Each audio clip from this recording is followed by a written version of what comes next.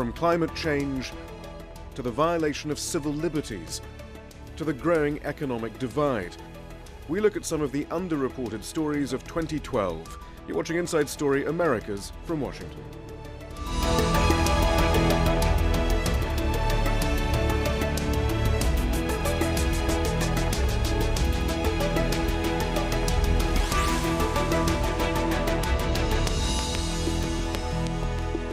Hello, I'm Shihab Ratansi. They're the stories that have enormous consequences for the lives of Americans, but are regularly underreported or misrepresented by the mainstream media. Project Censored, the US media watchdog group, has released its annual report examining the shortcomings of reporting in 2012. Amongst the key topics, the rising police state and the erosion of civil liberties, climate change and the destruction of oceans, and the rising disparity between the 1% and the 99%. Project Censored argues that the lack of proper reporting on issues like these by the corporate media is leading to an erosion of democracy.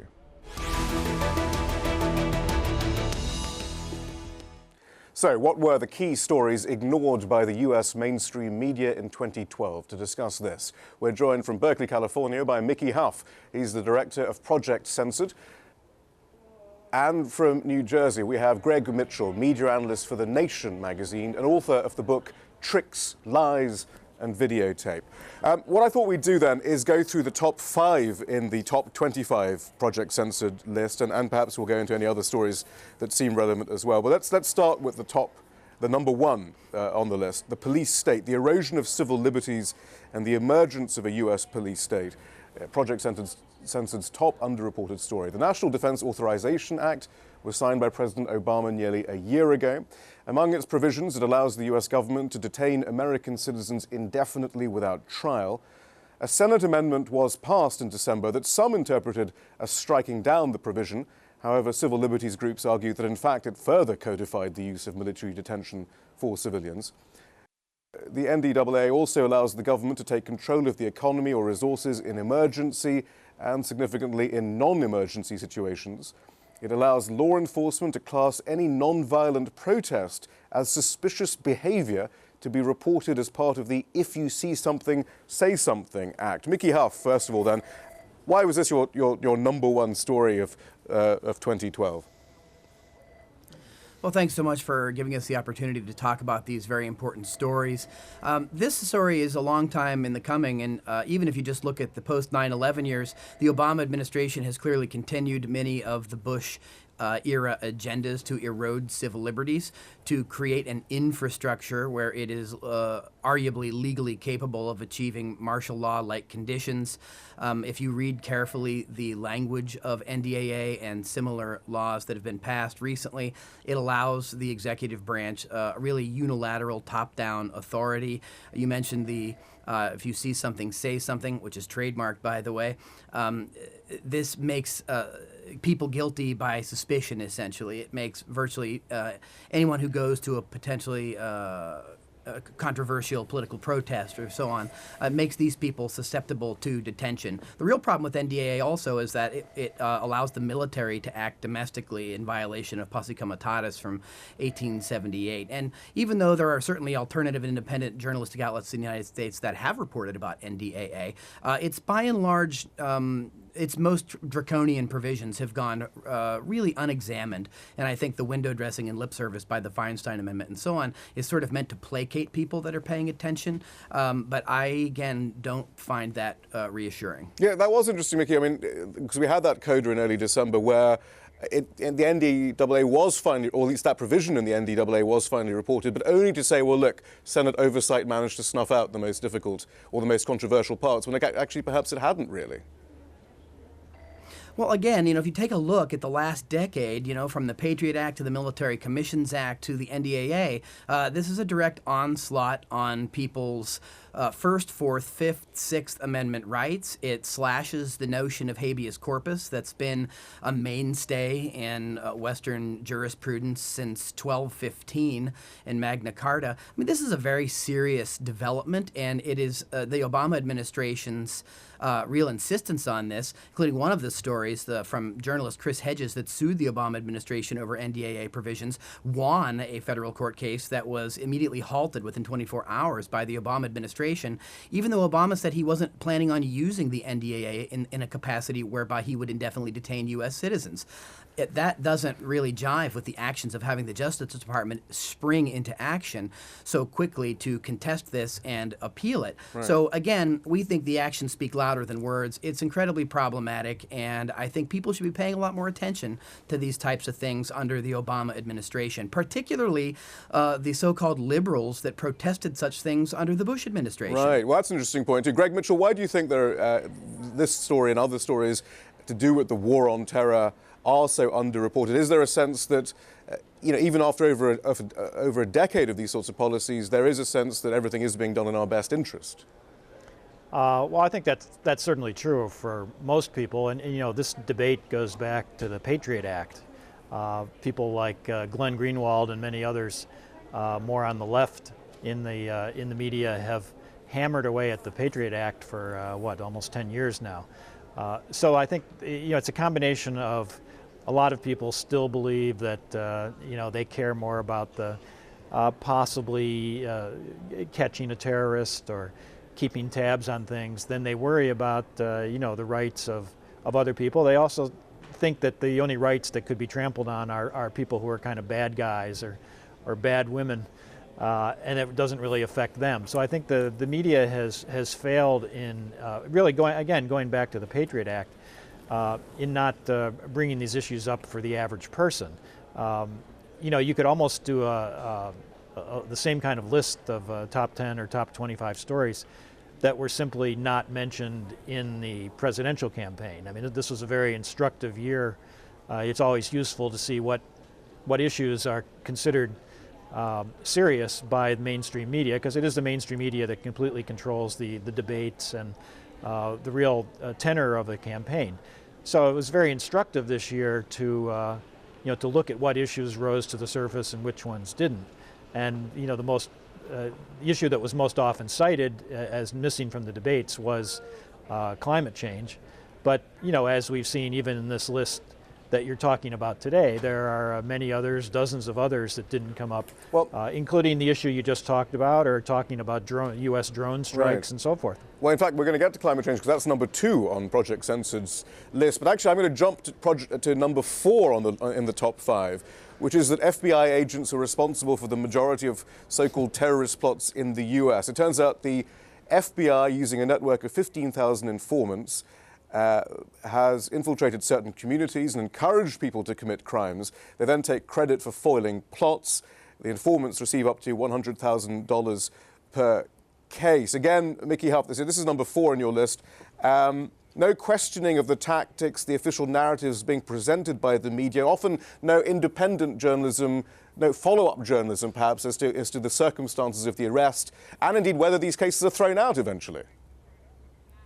And those are all very important things to point out. And again, the corporate media really frame this in an official way to suggest that this is a hunt for the bad guys. This is, maybe it's a little dragnet style, but that's what we have to do in dangerous times. And unfortunately, this is clearly an extension of the COINTELPRO, the counterintelligence type programs that the FBI ran in the Cold War.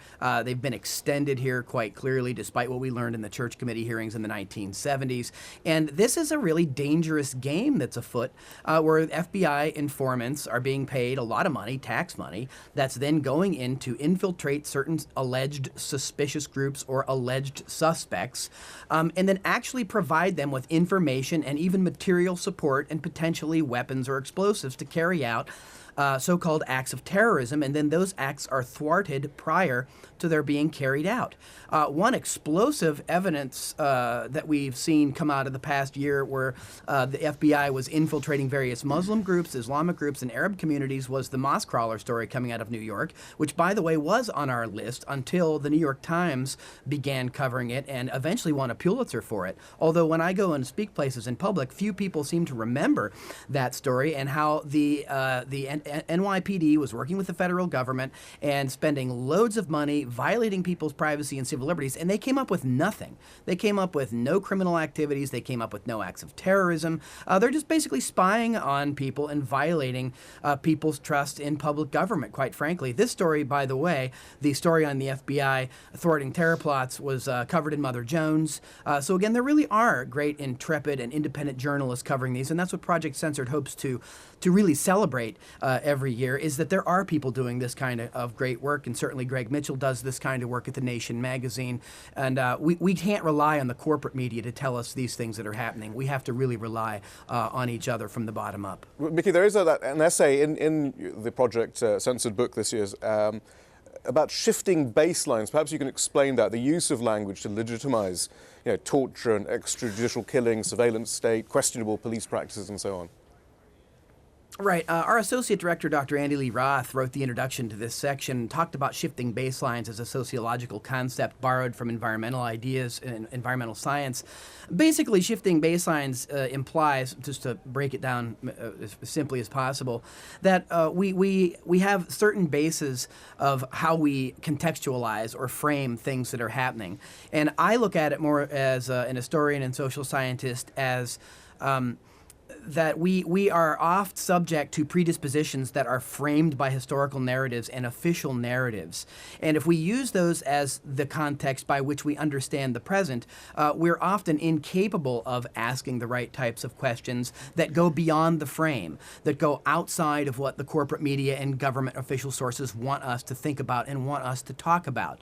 So I think that, in addition to covering these top stories, what else that Project Censored has been doing for 36 years now is providing significant and academic-based media analysis to try to create a more media-literate society. Right. And the more media-saturated we become, I think the more significant it is that citizens of media-saturated societies really have a level of media literacy to be able to deconstruct the narratives and messages that are being beamed at them relentlessly, mostly from corporate outlets. Greg Mitchell, to look at this more specifically, though, I think you alluded to this already, perhaps, but do you think one of those shifting baselines for the media is, well, look, the bad old days of Bush and the neocons is over. President Obama, we don't have to be quite as vigilant, perhaps, under him. You do wonder what would happen if the NDAA provisions were passed under President George W. Bush. Well, yes, that's an argument that can be used on all sorts of issues. I mentioned the drone strikes, for example. It's possible with the election over that there will be more criticism coming out. I think there was a tendency perhaps for Obama supporters, both in the mainstream and among the left or liberals or progressive media, to perhaps hold their fire a bit during the campaign because the thought of a Romney presidency was even worse. So it's possible we will see more of that kind of journalism and speaking out and activism, coming up in the next, really the next 4 years, perhaps. There's another interesting phenomenon that's brought out in the list. Actually, story number 8 and story number 16 are quite interesting in the top 25. Story number 8, NATO war crimes in Libya. Story number 16, sexual violence against women soldiers on the rise. Greg, I was wondering, whether there's also this pervasive sense of reluctance to question any military wrongdoing, right. And especially, and given that the military are above criticism and service personnel are above criticism, then other sources, eyewitnesses of atrocities, or the general military narrative can't be questioned by definition. Then, do you see that? Well, yeah, absolutely. It's always been true. It continues to be true. We had the episode this year where Chris Hayes of MSNBC and The Nation, who is presenting certainly one of the, if not the most sort of progressive show on cable, in the cable networks, dared to criticize the media and then had to, or felt he had to do at least a partial apology a few days later. And that's continued, and there's a great overlap because so many in the media, rightly want to draw attention, and Project Censored has done this in the past in some of their picks for censored stories. Problems that veterans face, problem I've written a great deal about, suicides among active and veterans in the military. Right now there's a big issue about the backlog of cases at the VA. There are dozens of cases where American soldiers and veterans are being harmed. And so the media likes to cover those, but unfortunately it also carries over into at times undue reverence. We've seen it with the David Petraeus, somehow has fallen off this pedestal. Well, who put him on this high pedestal but friends in the media? All right, well, let's move on then to the second story on the list, which is the environment. As was Greg mentioned, it was hardly mentioned on the campaign trail and has often been shelved from major international discussions. Climate change and its effects on the world's oceans was Project Censored's second most important story that was underreported. Rising ocean temperatures have dramatically changed marine habitats. That's led to the largest migration of marine animals in 2 to 3 million years and to the depletion of entire species. But a 2012 study shows that setting up marine reserves can prevent the damage to life in the oceans. Fish populations are 5 to 10 times higher in protected areas than non-protected ones. It was interesting, actually. It seemed after Hurricane Sandy, Mickey, that perhaps the climate emergency was finally going to be addressed. But I'm not so sure that did pan out. I mean, there's lots of talk that perhaps this was going to be a turning point. What do you make of it? Well, you're right about that. We were heartened to see that, the megaphones of the plutocracy, like the Bloombergs and the Business Week and so forth, really started to wake up to the issue of global warming. As it's oft referred to as climate change, to sort of downplay the human significance in it as a frame or spin. But the problem of the global warming affects everybody. The ocean temperatures rising affects everybody.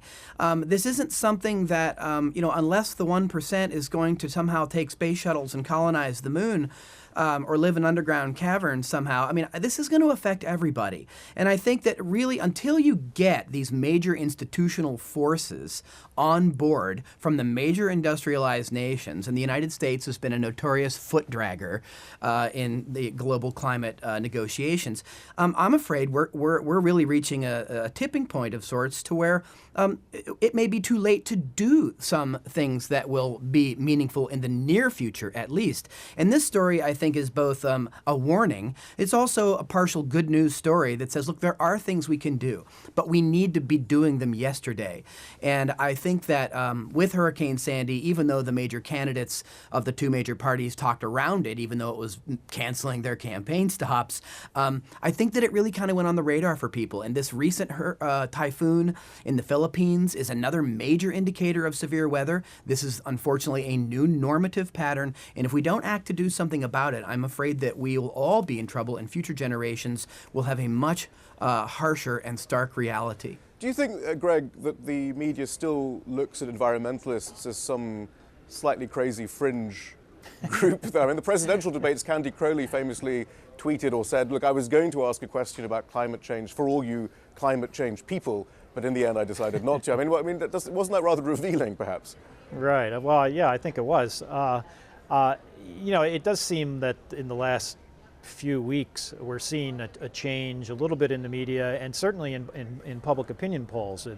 I think the media in the past has felt that this is a non-starter with people, that people basically don't want to look that far down the road, but they're finding in polls that people really are alarmed about it. They do connect some of the severe weather to climate change. They're not just sort of saying it's freakish.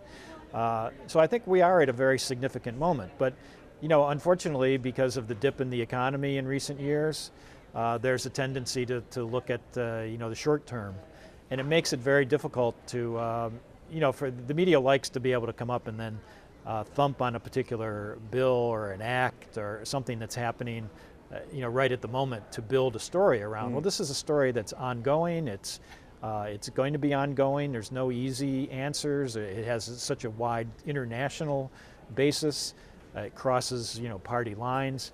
So it's difficult. So it's a tough issue, but it's an issue that at the same time is virtually our most important. Well, that's what's so interesting too. I mean, often, even as the media, Mickey was reporting on, the devastation of Hurricane Sandy, often on the same page you would see an article talking about how fracking, hydraulic fracturing for oil and gas was the future for the U.S., and all the claims of the oil companies were barely questioned as to not just the viability, the long-term bounty of fracking, but also the environmental claims and so forth. I mean, I guess that seems to be the story of the day, perhaps, which is seized on more than the long-term effects of global warming. Again, this is part of the framing, and it's how that just how we mentioned earlier these problems of objectivity or objectivity bias in corporate media, where there's equal time given to these climate change denier type people or denialists, so to speak, where they're allowed to cast doubt on things, even though there is an extraordinary consensus among climate scientists that there are serious problems here, and then they throw into the mix here, well, look, this is something we can do to help solve this problem. And fracking is wrought with environmental problems. It's been linked to earthquakes. It's created literal watershed pollution problems, strange problems of fire shooting out of people's faucets.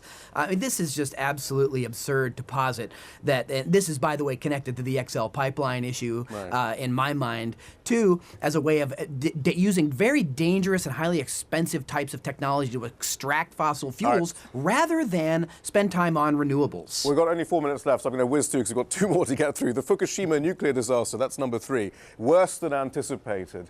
The scenes of the disaster shocked viewers around the world, but the media failed to follow up on the long-term consequences. An estimated 14,000 deaths in the U.S. were linked to radiation fallout from Fukushima. That's according to a December 2011 peer-reviewed report published in the International Journal of Health Services. It's also been revealed there are serious flaws in the U.S. Environmental Protection Agency's radiation detection network, including poorly maintained equipment, leading to concerns that many could still be at risk. Greg Mitchell, there is also that belief in industry and regulatory structures, despite the revolving door between the two, as opposed to environmentalists who often aren't given the same sort of credibility. Do you find that perhaps, Greg? Well, it's certainly true, and the U.S. Nuclear industry is beset with problems. It has been for decades. Continue to be, and in a way, it's also linked to the climate change. Every time a major hurricane approaches or there's an earthquake somewhere, suddenly we hear these alarms about it may affect nuclear plants in California or New York or in the South or whatever. The rest of the year we never hear about it. So we are seeing, and Fukushima certainly leads into that because of what happened there, specifically tied to a natural event. So hopefully people can make the connection between these things and overcome the sort of the corporate bias in taking the nuclear industry side when safety issues are discussed. And sort of taking sides is an interesting way to get into our 5th most underreported story, most important underreported story of 2012. An audit of the Federal Reserve has revealed the extent of secret bailouts given to the biggest banks at the height of the financial crisis. They add up to $16 trillion. Taxpayer money was doled out to Morgan Stanley, Bank of America, Citigroup and others between 2007 and 2010, with no oversight on how it was spent. Advocates had to file lawsuits and push for litigation to expose the money trail. Mickey Huff, again, this is about framing and the side which is given the most credence, I suppose, when it comes to the economy as opposed to the environment here. The corporate CEOs are currently weighing in on the future of Social Security, for example. Whenever I read articles about the economy right now, it is interesting. Well, it's again another chapter in the official narrative of too big to fail. The actual Federal Reserve bailout estimates are as high as $29 trillion. And again, it shows that these extraordinarily wealthy minority institutions that actually befouled the global economy in the first place, largely out of greed and short-sightedness, are given bailout after bailout, while the next major economic bubble in the United States stands to be the $1 trillion student loan bubble. Where's the the Jubilee for student loan debt? Where are the Jubilees basically to help consumer debts? In other words, the idea that austerity is here and we must tighten our belts is clearly rubbish when there is this kind of money flowing into banks to bail them out. And again, that's part of the narrative, that's part of the frame. All right, well, we have to end it there. But thanks for that brief review. The book is out then. What's it called again, Mickey? It's Censored 2013, I believe, right? Censored 2013 Dispatches from the Media Revolution at projectcensored.org. All right, Mickey Huff, thank you very much. Greg Mitchell, thank you. That's all from the team in Washington, D.C. for now.